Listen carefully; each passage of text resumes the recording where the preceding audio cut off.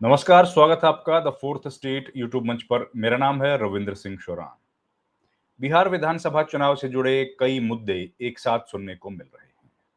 एक तरफ जहां टिकटों के बंटवारे की चर्चा चल रही है, वहीं ज्ञानेश कुमार और चुनाव आयोग से जुड़ी कई खबरें भी इस वक्त सुर्खियां बटोर रही हैं। ऐसे में एक बड़ी खबर वोट चोरी या वोट डुप्लीकेसी को लेकर आई है रिपोर्टर्स कलेक्टिव की तरफ से।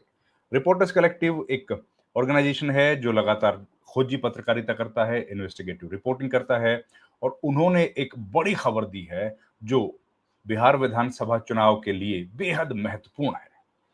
खबर में बताया गया है कि जो बिहार विधानसभा चुनाव है या कोई भी विधानसभा चुनाव जो होता है, उसमें चुनाव आयोग की तरफ से कोशिश की जाती है कि अगर कोई फर्जी वोटर है तो उसको कैसे पकड़ा जाए।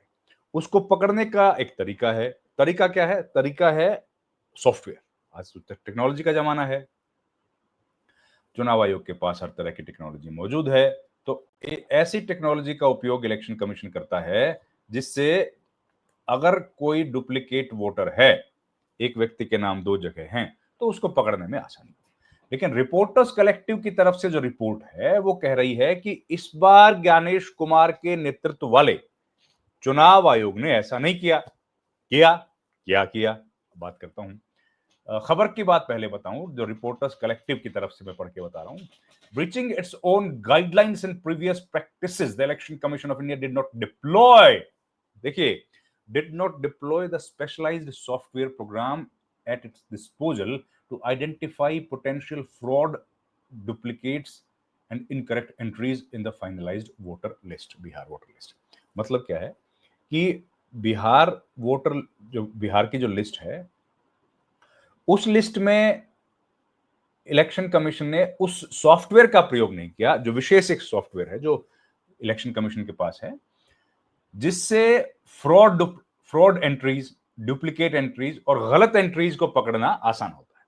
जाहिर है, इलेक्शन कमीशन इतना बड़ा संस्थान है, उनको इतना हर इलेक्शन कराना पड़ता है, और इससे क्या होता है, इसको यूज करने से गलत जो वोटर्स हैं, सपोज एक व्यक्ति का नाम दो जगह है, तीन जगह है, एक जगह है, वो पकड़ लेता है 1 मिनट में, अगर एक से ज्यादा जगह है तो इस बार वो यूज नहीं किया।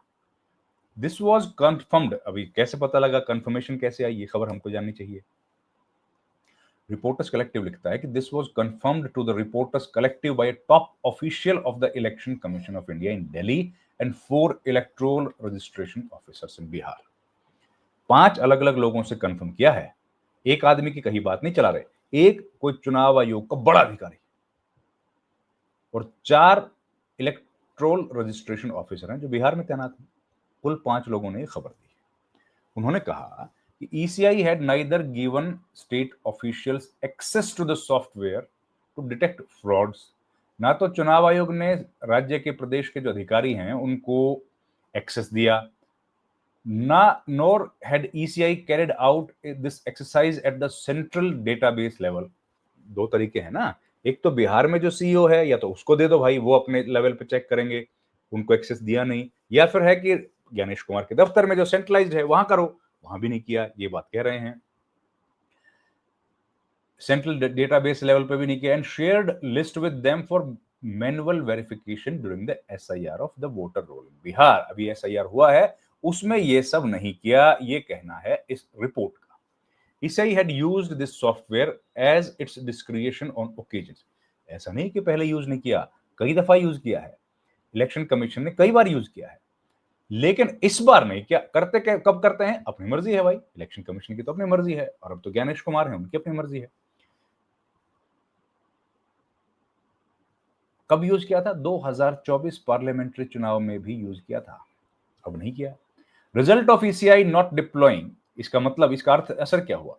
Not deploying this software in Bihar से क्या हुआ कि करीब 14 लाख जो ऐसे वोटर थे, जिनमें 3.5 लाख फर्जी वोटर्स का जिक्र है, वो दूर कर पाने में इलेक्शन कमीशन कामयाब नहीं हुआ।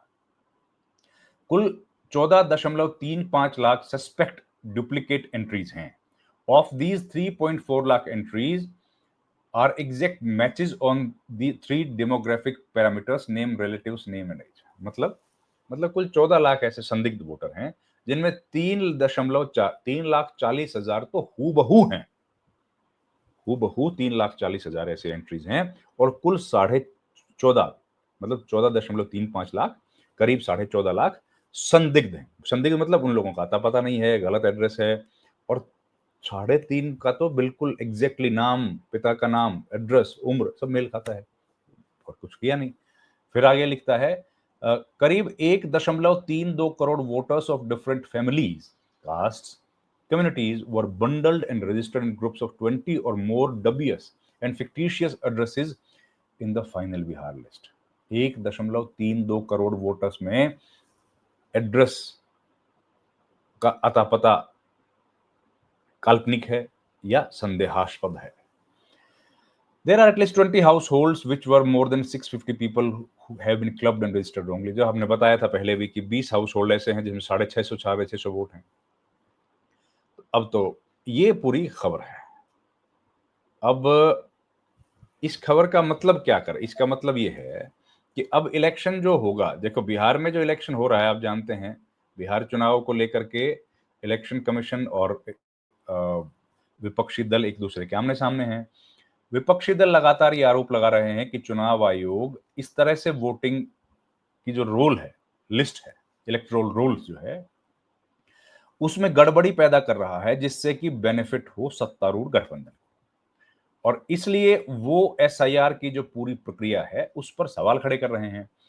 इस मामले को लेकर के कुछ राजनीतिक दल, कुछ स्वयंसेवी संस्थाएं और कुछ इंडिविजुअल्स पहुंचे कहां? Supreme court. मामला सुप्रीम कोर्ट में लंबित है। एक के बाद एक कई हियरिंग्स हुई हैं। उन तमाम हियरिंग्स में से निकल के ये आया है कि इलेक्शन कमीशन को कुछ कदम पीछे हटाने पड़े। लेकिन आज की जो स्थिति है उससे ये लग रहा है कि चुनाव जो होने वाला है, विधानसभा चुनाव होने वाला है, वो होगा किस पर? इसी इलेक्टोरल रोल्स पर जो कि इलेक्शन कमीशन ने नया एसआईआर के बाद दिया है। लेकिन उसमें कितनी सारी गड़बड़ियां हैं ये हमको कई जगह से सूचनाएं मिल रही हैं। अब सवाल ये उठ रहा है कि इलेक्शन कमीशन के भीतर इतनी सारी गड़बड़ियां हैं, चुनाव आयोग कोई कदम नहीं उठा रहा। सुप्रीम कोर्ट में ये मामला है, इसलिए बाहर इस पर कोई चर्चा ज्यादा हो नहीं पाएगी क्योंकि लंबित है मामला। इलेक्शन कमीशन पर लगातार आरोप एक के बाद एक लग रहे हैं, पर चुनाव आयोग को कोई फर्क पड़ता हुआ नहीं दिख रहा। ज्ञानेश कुमार ने प्रेस कॉन्फ्रेंस की थी, प्रेस कॉन्फ्रेंस में कोई जवाब दिया नहीं, उन सवालों के जवाब नहीं दिए जिनके दिए जाने चाहिए थे। तो ऐसी स्थिति में जब बिहार में मॉडल कोड ऑफ कॉन्डक्ट लग गया है, चुनाव की घोषणा हो गई है, अधिसूचना जारी होने वाली है, ऐसे सिचुएशन में अगर वोटर लिस्ट पर इस तरह के एक्सपोजे होते हैं और चुनाव आयोग ने इस का प्रयोग क्यों नहीं किया, ये जो इलेक्शन कमीशन ने सॉफ्टवेयर का प्रयोग करना चाहिए था वो क्यों नहीं किया, अगर इस तरह के प्रश्न उठेंगे तो क्या इसका असर आम इंसान के जहन में नहीं पड़ेगा? आम आदमी के जहन में इसका असर नहीं पड़ेगा। एक जो आम वोटर है वो कहीं ना कहीं आशंकित होगा, कहीं ना कहीं सशंकित होगा, और उसी शंका को दूर करने का काम इलेक्शन कमीशन का है। इस बीच जो राजनीतिक दल हैं उन्होंने अपना काम शुरू कर दिया है। महागठबंधन ने अभी तक टिकटों की घोषणा नहीं की है, लेकिन कितनी सीटों पर चुनाव लड़ेंगे, कितनी पर कौन लड़ेगा, इस पर लगातार बैठकें चल रही हैं। लेकिन एनडीए इसमें आगे बढ़त लेता हुआ दिख रहा है। एनडीए ने घोषणा कर दी है 101 सीट पर बीजेपी और जेडीयू दोनों चुनाव लड़ेंगी, और 29 सीट पर चिराग पासवान चुनाव लड़ेंगे, और 6 सीट पर उपेंद्र कुशवाहा और जीतन राम मांझी इस इलेक्शन में अपने उम्मीदवार खड़े करेंगे। लेकिन असली खेला है कि अगर इलेक्शन में एनडीए को बहुमत मिलता है, उस स्थिति में क्या नीतीश कुमार ही अगले मुख्यमंत्री बनेंगे? अब ये सवाल बेहद अहम है। नीतीश कुमार के जो स्वास्थ्य को लेकर लगातार सवाल उठ रहे हैं, सीटें उनको बराबर की दी गई हैं, जबकि जेडीयू लगातार ये बात कह रही थी हम लोग चाहे एक सीट हमको ज्यादा लड़नी पड़े लेकिन हम लोग बीजेपी से सीट ज्यादा लेंगे। सीटें नहीं मिली, तो एक के बाद एक सवाल खड़े हो रहे हैं। इसी बीच लालू प्रसाद यादव, तेजस्वी यादव और राबड़ी देवी के खिलाफ दिल्ली की राउज एवेन्यू कोर्ट ने एक मामले में आरोप तय करने के आदेश दिए हैं, बल्कि आरोप तय कर दिए हैं। तो इलेक्शंस में क्या विधानसभा चुनाव में क्या ये भी एक बड़ा मुद्दा होगा कि आने वाले वक्त में करप्शन सेंटर स्टेज ले लेगा इस पूरे चुनाव के दौरान? ये कुछ एक सवाल हैं जिनका जवाब अभी तक हमको नहीं मिला है और उम्मीद है कि जैसे-जैसे इलेक्शन आगे बढ़ेगा, जवाब मिलेगा। आपसे रिक्वेस्ट है हमारे चैनल को जॉइन कीजिए जिससे हमें आर्थिक सहायता मिले। आपसे रिक्वेस्ट है हमारे चैनल को लाइक, शेयर और सब्सक्राइब ज़रूर कीजिए। आपका बहुत-बहुत धन्यवाद। Thank you very much.